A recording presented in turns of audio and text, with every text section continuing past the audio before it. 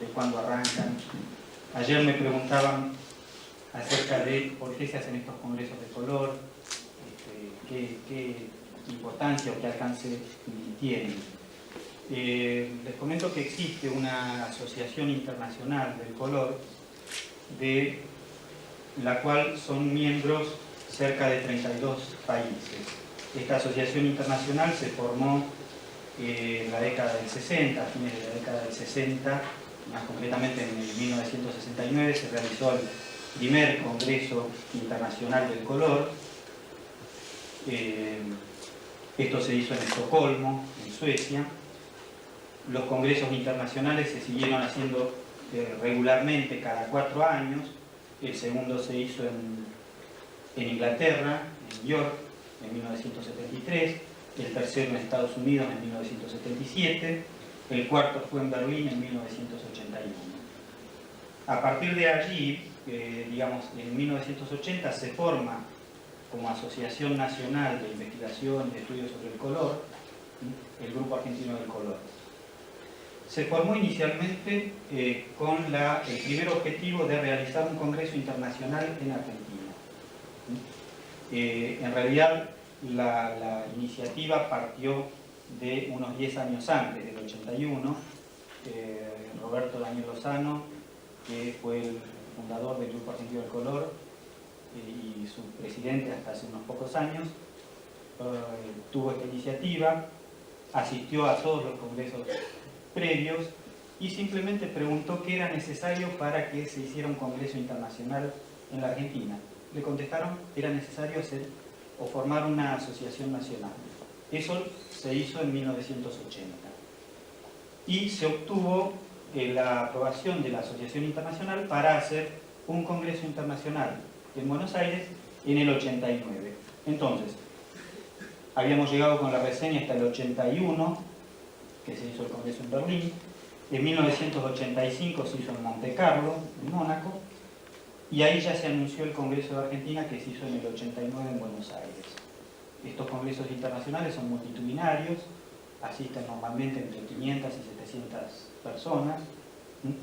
Después de Argentina, la cuestión siguió en Budapest, en Hungría, en el 93, en Kioto, en Japón, el año pasado, y ya en estos últimos congresos participaron mayor cantidad de representantes por Argentina.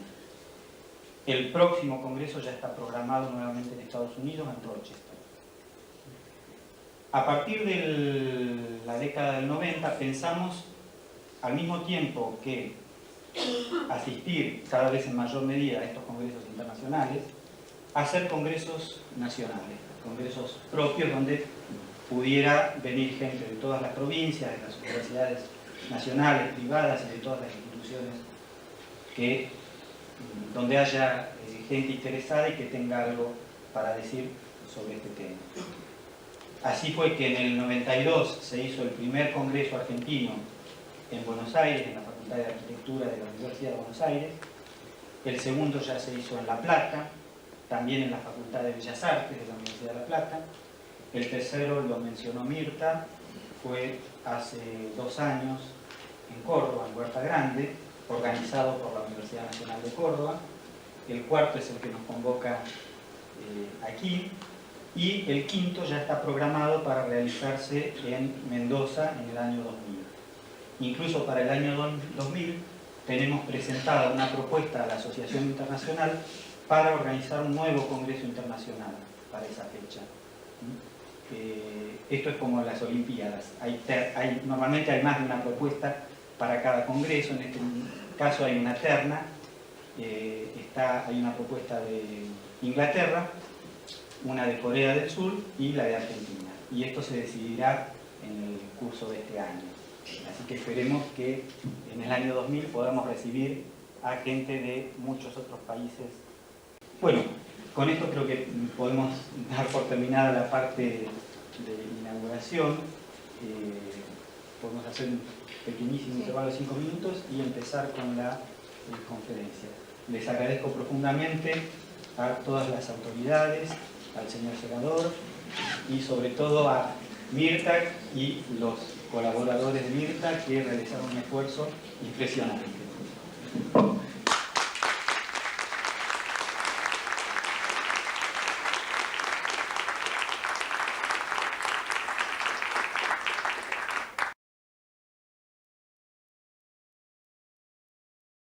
Espacial de la luz.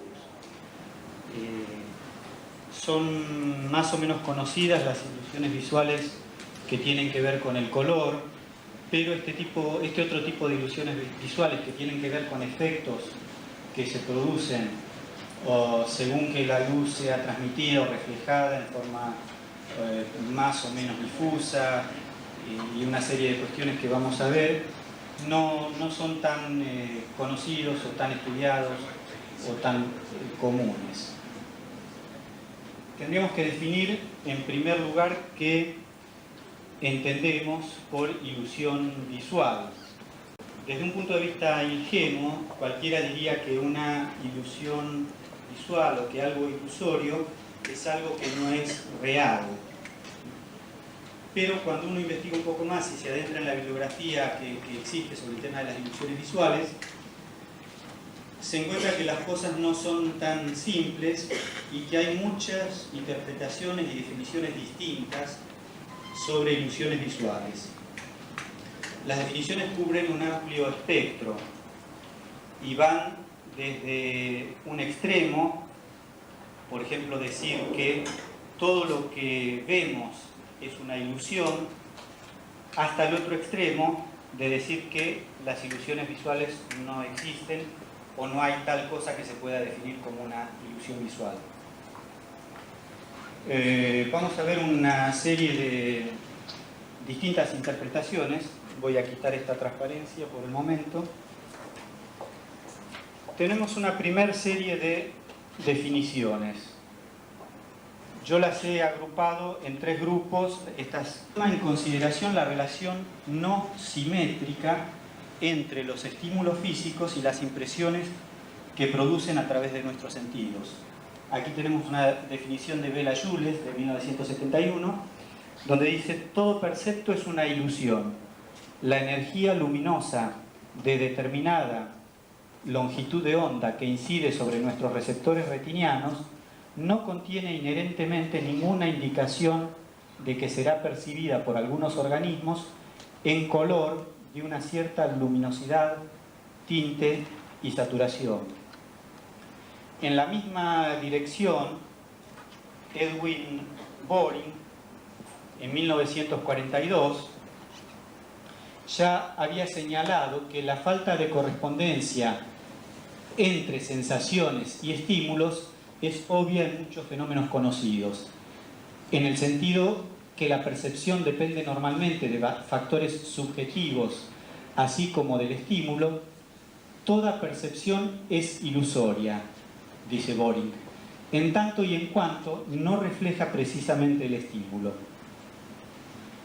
Boring reconoce, no obstante, que con este significado amplio el término ilusión deja de tener sentido prácticamente. Y entonces esta misma definición nos lleva al otro polo, es decir, a descartar el concepto de ilusión. Boring dice esto cuando llega a la conclusión de que, estrictamente hablando, el concepto de ilusión no tiene lugar en la psicología, ya que ninguna experiencia copia realmente la realidad. En resumen, en este grupo de interpretaciones tenemos la situación de que si todo lo que percibimos es una ilusión, entonces la distinción ingenua entre algo ilusorio y algo real no puede hacerse, porque para la percepción la realidad no existe según este encuadre. Un segundo grupo de definiciones nos lleva a otro tipo de interpretaciones.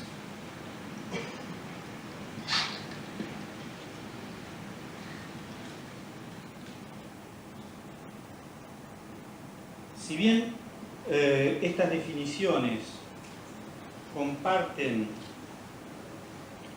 básicamente el criterio de que existe un contraste entre percepción y realidad, aquí se ponen las cosas de una manera un poco más sofisticada.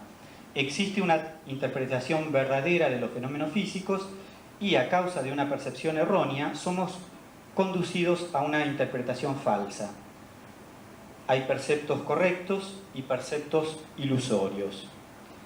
Carragher y Thurston, en la primera definición de 1966, dicen que una ilusión visual es una experiencia en la cual existe una discrepancia entre nuestro juicio perceptual y el carácter físico real del estímulo original.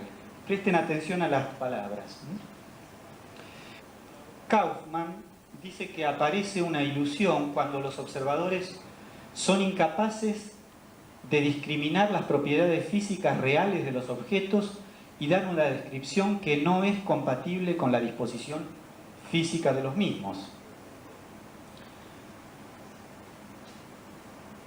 Tolansky va aún más lejos que las definiciones anteriores, indicando que las ilusiones son debidas tanto a las imperfecciones de nuestro aparato óptico como a nuestra apreciación intelectual de la situación que se le presenta a la mente. Y ello puede conducir a interpretaciones falsas. Fíjense que en esta serie de definiciones hay una cierta idea de una discapacidad inherente del sistema visual humano. Se habla de fallas, se habla de incapacidad de discriminar propiedades físicas, etc. Imperfecciones del aparato óptico. Hay un tercer grupo de definiciones sobre ilusiones visuales que parece un poco más útil que los dos que vimos anteriores. Este tercer grupo, mientras conserva el concepto de ilusión, a diferencia del primer grupo en el cual el concepto de ilusión quedaba descartado, y conserva el hecho de que las ilusiones surgen como algo contradictorio, tal como afirmaban las definiciones del segundo grupo, plantea o formula la naturaleza de esta contradicción en términos más aceptables. No se trata ya de una contradicción entre percepción y realidad física, como sostenían las definiciones del segundo grupo, sino entre dos o más percepciones. Graham, en 1965, pone esta cuestión en términos muy simples. Las ilusiones son efectos de experiencias contrastantes. Se refiere a experiencias perceptuales.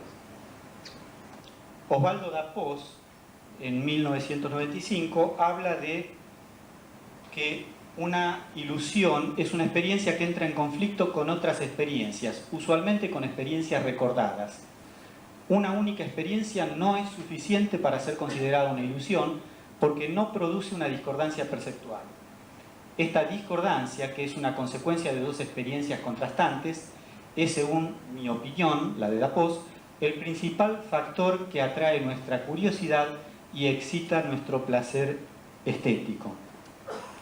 La explicación que está más abajo, de Collin y Blakemore, de 1973, que habla de una discrepancia entre dos sistemas de detección diferentes en el cerebro, mientras que lleva el asunto de las ilusiones visuales al nivel de la neurofisiología, comparte básicamente el mismo punto de vista. Nuestra percepción es lo único que está en juego. La realidad física está por fuera de esto. La conclusión que podemos extraer de este breve inventario de definiciones de ilusiones visuales es que debemos ser muy cuidadosos con el sentido en que se entiende la palabra misma de ilusión. Yo quisiera tomar este tercer grupo de definiciones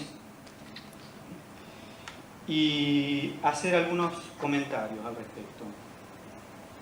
Yo enmarcaría la definición de ilusión visual en un sentido más amplio. Una ilusión es una contradicción o conflicto que surge entre dos o más formas de conocimiento. Y tenemos que entender como diferentes formas de conocimiento a aquellas que provienen de diferentes sistemas de mediación entre sujetos y objetos, diferentes sistemas de mediación entre cognición y realidad externa. Estos sistemas de mediación pueden ser distintos sistemas de signos, de los cuales se derivan significados diferentes, distintos aparatos sensoriales con los cuales incorporamos nuestras experiencias perceptuales, distintos modelos mediante los cuales interpretamos los fenómenos, modelos físicos, modelos químicos, modelos matemáticos, cualquier tipo de modelo que se construya para interpretar un fenómeno.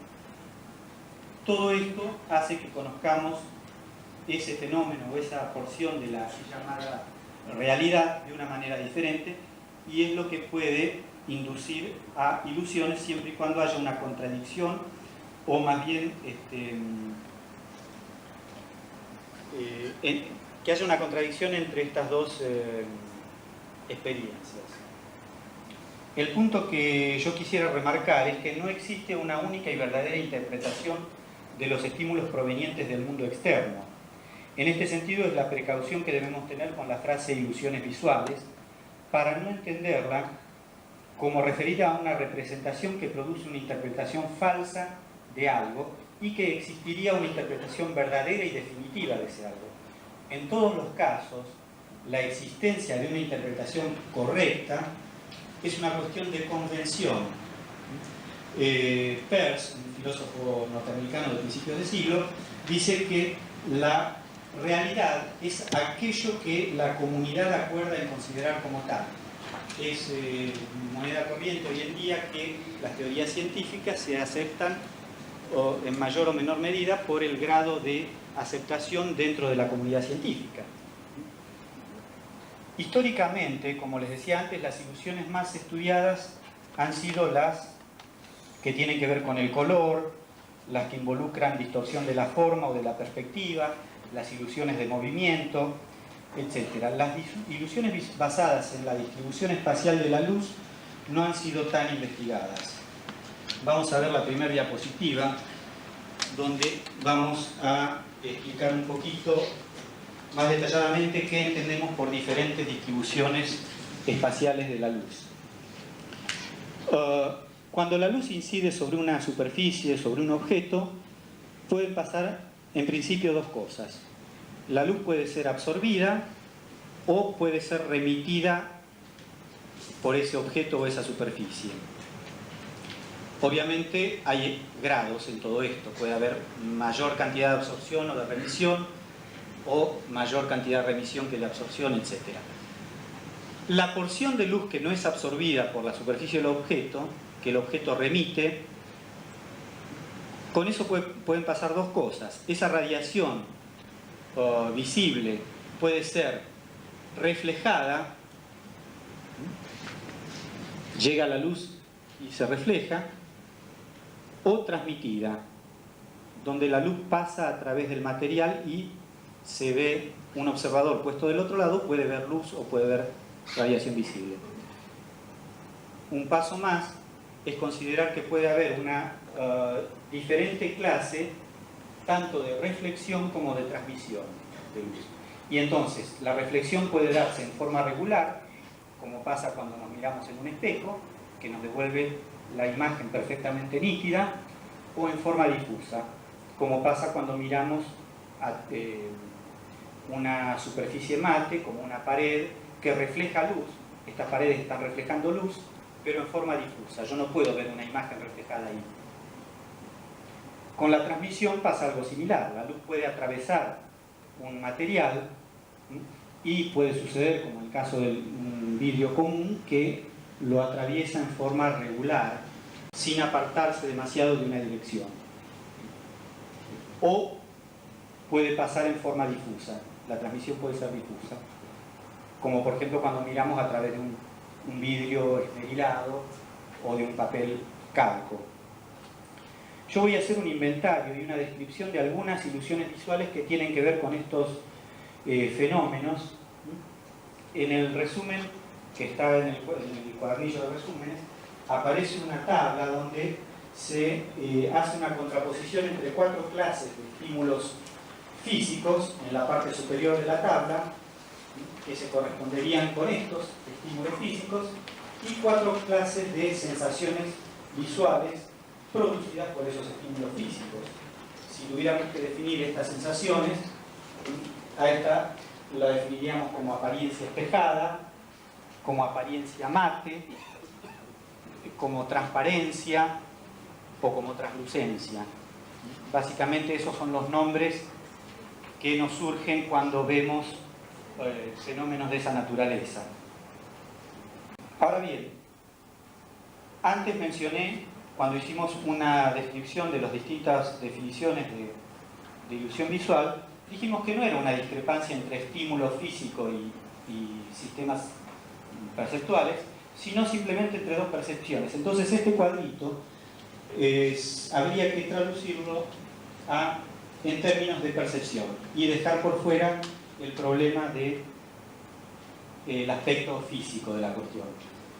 Entonces simplemente las ilusiones visuales que tienen que ver con la distribución espacial de la luz, o lo que se ha llamado, empleando un término que se refiere más al aspecto perceptual, con la asesía, es en estos términos. Podemos tener una sensación de algo transparente en un momento y en otro momento o en otra disposición ver también tener también esa misma percepción de transparencia. Pero puede pasar tranquilamente que ante un objeto que en un momento lo veo transparente, el mismo objeto en otra situación lo veo como espejado. Entonces se combinan dos tipos de percepción distinta y ahí aparece una contradicción o algo que no concuerda, o sea que hay que ver por qué ocurre. Obviamente los que están marcados con X son las situaciones donde no hay contradicción. Transparencia con transparencia, translucencia con translucencia, apariencia espejada con apariencia espejada y opacidad mate con opacidad mate.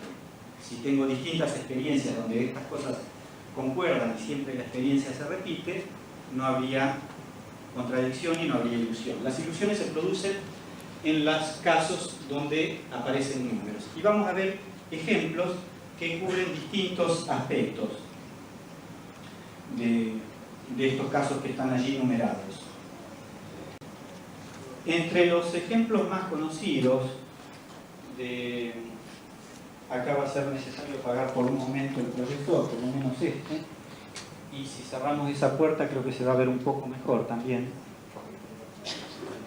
Entre los efectos o las ilusiones más conocidas están aquellos de la transparencia perceptual o transparencia fenoménica que han estudiado Metelli. En 1974 Fabio Metelli publicó un artículo muy conocido en la revista Scientific American, que estudió también Gaetano Canizza. Está el libro Gramática del vedere, Gramática de la visión, de 1980, y que estudió también un psicólogo italiano, Osvaldo D'Apos, que publicó un libro sobre transparencia en 1990, entre otros de los investigadores que se han dedicado a este problema de la transparencia fenoménica.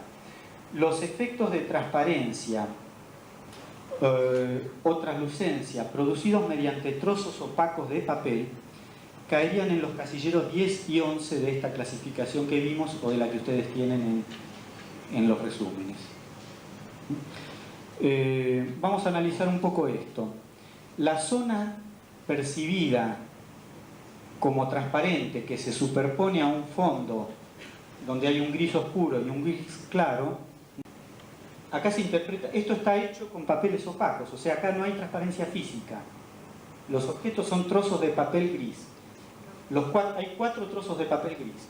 En esta disposición se ve como un rectángulo transparente o semitransparente, después vamos a aclarar esto, sobre un fondo con 2 colores distintos. Hay toda una teoría, la teoría de la escisión del color, que explica este fenómeno.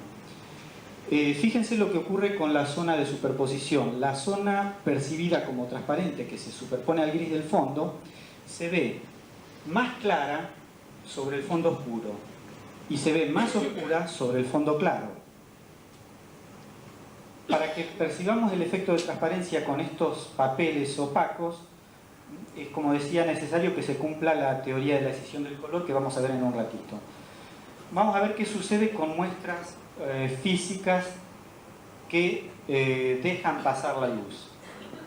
Tenemos 4 muestras, 4 trozos de film poliéster, donde desde el punto de vista físico esos papeles son transparentes o semitransparentes.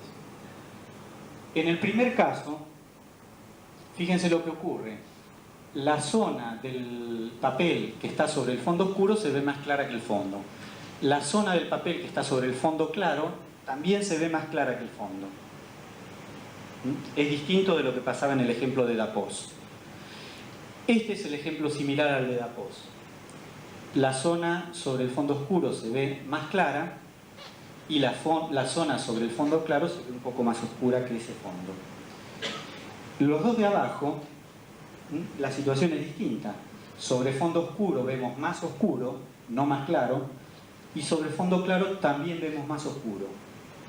En la de abajo pasa lo mismo, aunque en un grado un poco menor. Es decir, fondo oscuro acá se ve apenas un poco más oscuro, fondo claro acá se ve apenas un poco más oscuro, no tanto como son casos similares con distintos grados de... con distinta diferencia de luminosidad o oscuridad. En realidad, si afinamos un poco la terminología, tendríamos que decir que estas dos muestras son translúcidas y que estas dos muestras son transparentes.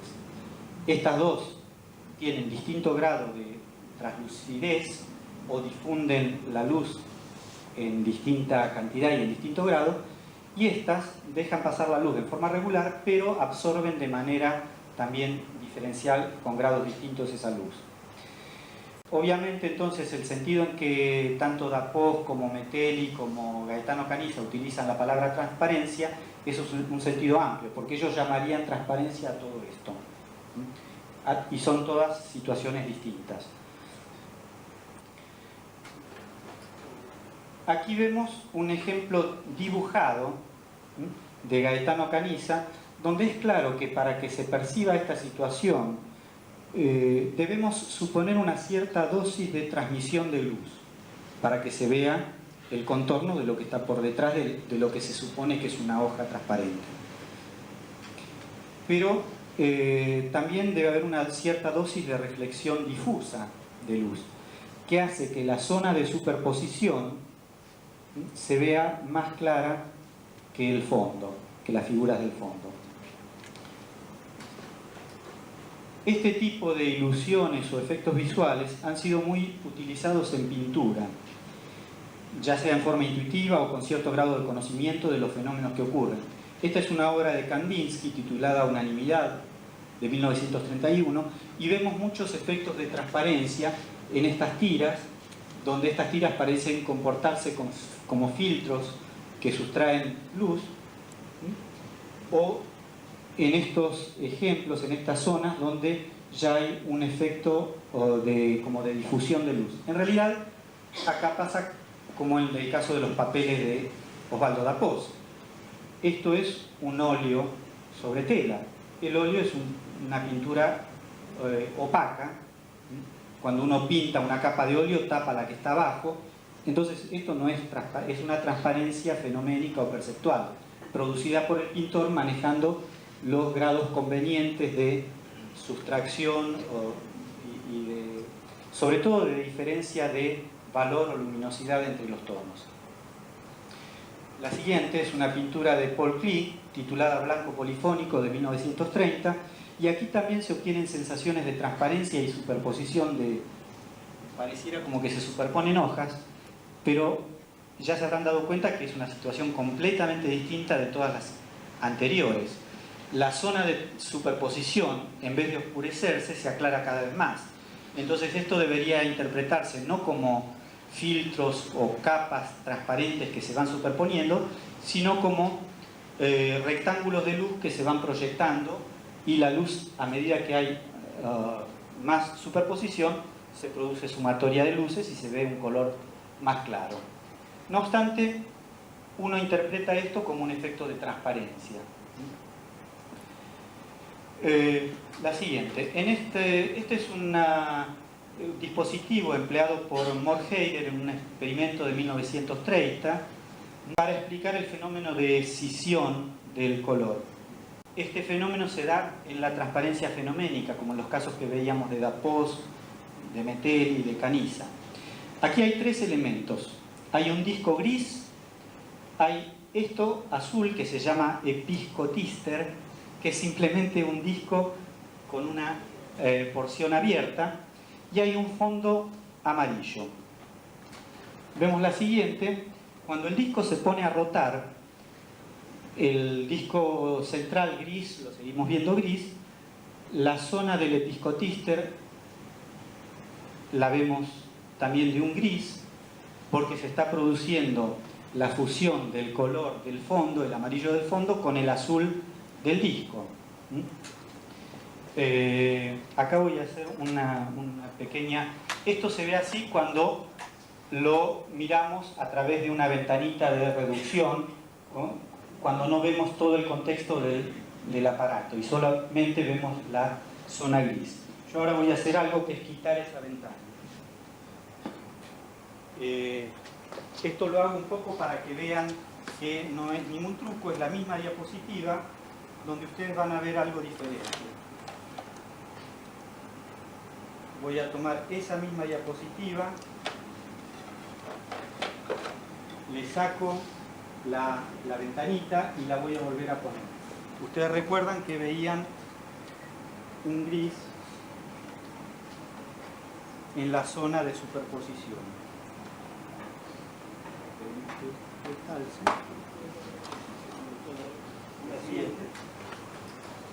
Bueno, fíjense lo que pasa.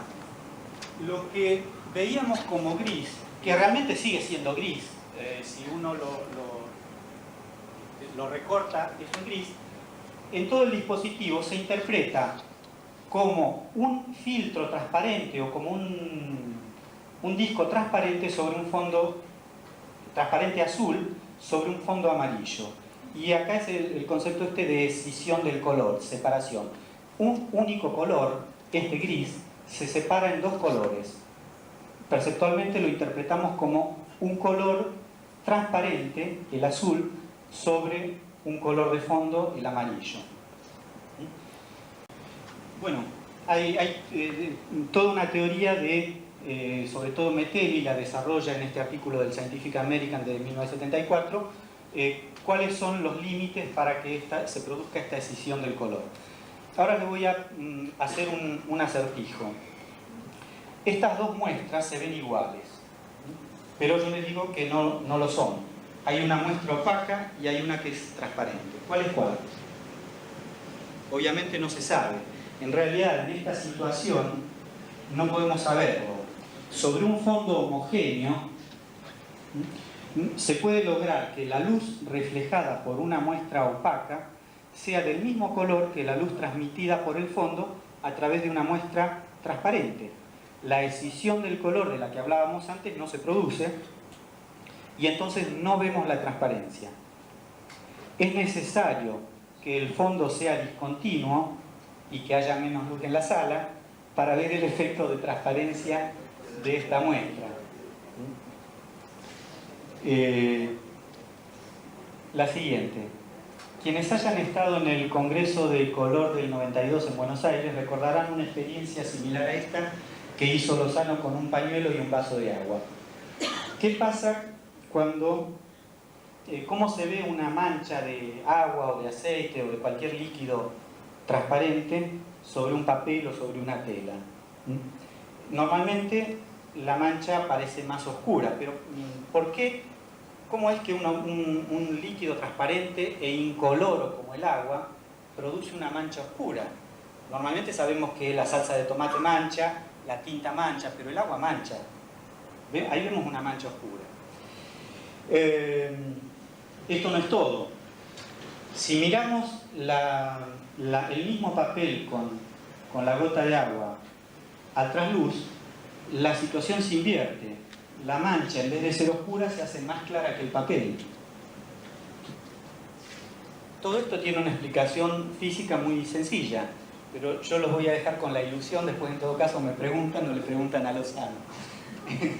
Para no extender por de los elementos, es muy importante para que se produzca la ilusión. Si uno desplaza un poco alguno de estos, ya la ilusión desaparece, alguno de esos círculos. ¿Puede un objeto opaco volverse transparente? ¿El mismo objeto? Aquí vemos un trozo de plástico que tiene que presenta lo que David Katz llama color de superficie, es decir, un color que se ve como perteneciente a un objeto y que está en la superficie del objeto. Si miramos esa superficie a través de una ventanita de reducción también y se aísla el color del contexto, entonces la sensación cambia y ya no podemos ver al color como color de superficie, sino que lo vemos como lo que David Katz llama color diafánico o color de película, que es algo así como cuando miramos el color del cielo, no podemos decir a qué distancia está eso, ni que sea una superficie, es un color transparente que llena todo el espacio. Lo mismo pasa cuando miramos cualquier superficie a través de una ventanita de reducción, siempre y cuando esa superficie no tenga textura o marcas que nos permitan enfocar con precisión. Yendo hacia otra zona del cuadro que vimos antes, la zona 9 y la zona 12, vamos a ver algunos efectos que se dan con materiales físicamente opacos que tienen distinto tipo de brillo. Si yo les preguntara, ustedes me dirían que la muestra de la izquierda es de un material tan brillante como un espejo, porque se ve reflejada la lapicera y se ve el reflejo de un foco de luz, y que la muestra de la derecha es un papel o algo blanco mate. En realidad, la cosa no es así y el efecto estaba producido solamente por la diferente clase de iluminación que recibían las muestras.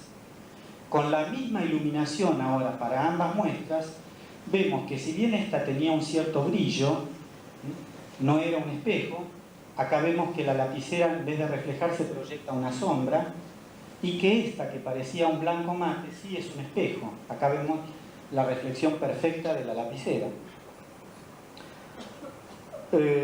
La apariencia de un objeto puede cambiar notablemente según la distribución de la luz que produzca.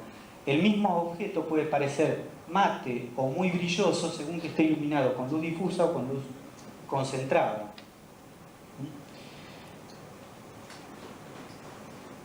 Esta diapositiva ya la mostré otras veces. También tenemos el mismo elemento, una ventana de vidrio común, con situaciones de iluminación diferente. En un caso la vemos como transparente, en otro caso la vemos como un espejo. En un caso vemos lo que pasa fuera de la ventana, de día, y de noche, cuando la luz es más intensa en el interior y fuera de esa habitación está oscuro, se comporta como un espejo. Es decir, el mismo material produce dos situaciones perceptuales distintas.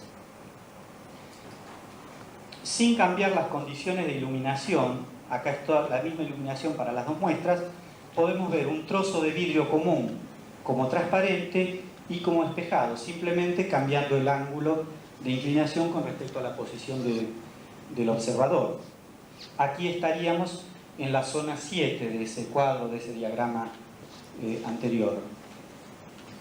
Saliendo de ese cuadro, es decir, en ese cuadro tenemos solamente relaciones entre percepciones o sensaciones producidas por distribución espacial de la luz que son contradictorias con otras sensaciones producidas por distribución espacial de la luz.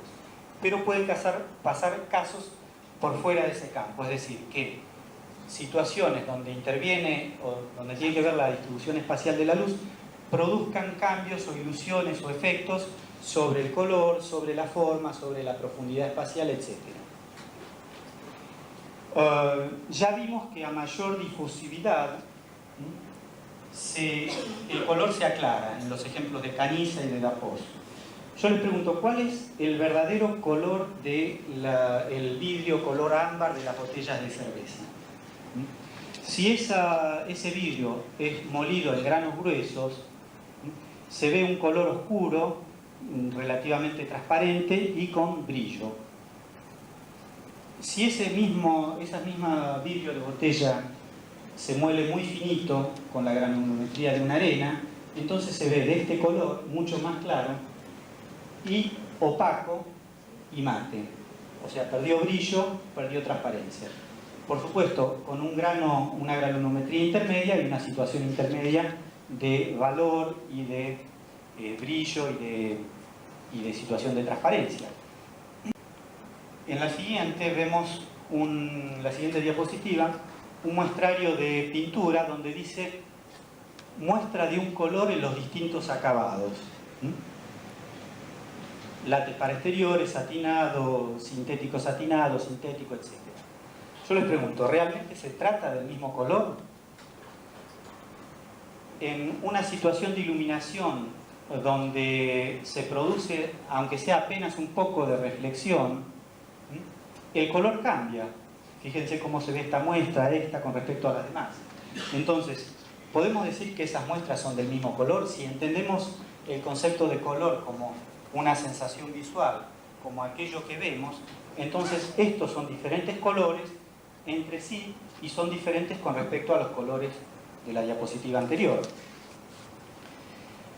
La siguiente, ya con respecto a la percepción del espacio, una escena iluminada con luz difusa donde los objetos lucen mate y no hay prácticamente sombras arrojadas, la percepción de profundidad espacial se hace menos intensa, se percibe menos la profundidad del espacio que en la misma escena iluminada con luz concentrada, donde aparece brillo y donde se producen sombras más definidas. Como conclusión, yo destacaría dos conceptos. Uno es que para que se produzca una ilusión visual, como vimos, necesitamos tener al menos dos experiencias perceptuales. Todos estos ejemplos, en general, eran pares de diapositivas o pares de situaciones, donde en un momento veían una cosa y en otro momento veían otra cosa que podía ser bien contradictoria o paradójica. La contradicción es negar una afirmación, es algo que implica una afirmación y una negación de lo que se afirma. Yo diría también que se trata de situaciones paradójicas, perceptuales paradójicas. Doxa es opinión y la paradoja no emite juicio de verdad o falsedad, sino que suspende el juicio de la verdad. El segundo concepto, entonces, pueden darse situaciones paradójicas o contradictorias en las ilusiones visuales. El segundo concepto, la segunda idea es que así como el color no es una propiedad física de los objetos, el color cambia según la intensidad de iluminación, según el observador, según determinadas propiedades de los objetos y una serie de factores que intervienen. La cesía, estas situaciones o estas sensaciones producidas por diferentes distribuciones espaciales de la luz, también cumplen o tienen esta misma cualidad que el color, es decir, también no son propiedades físicas de los objetos, sino que son sensaciones visuales y cambian con una serie de factores. Estos factores, vimos algunos de ellos, son las condiciones de iluminación, las condiciones de observación y dentro de las condiciones de iluminación, la dirección de la luz, la intensidad, el grado de difusión o de concentración, etc. Con esto, gracias.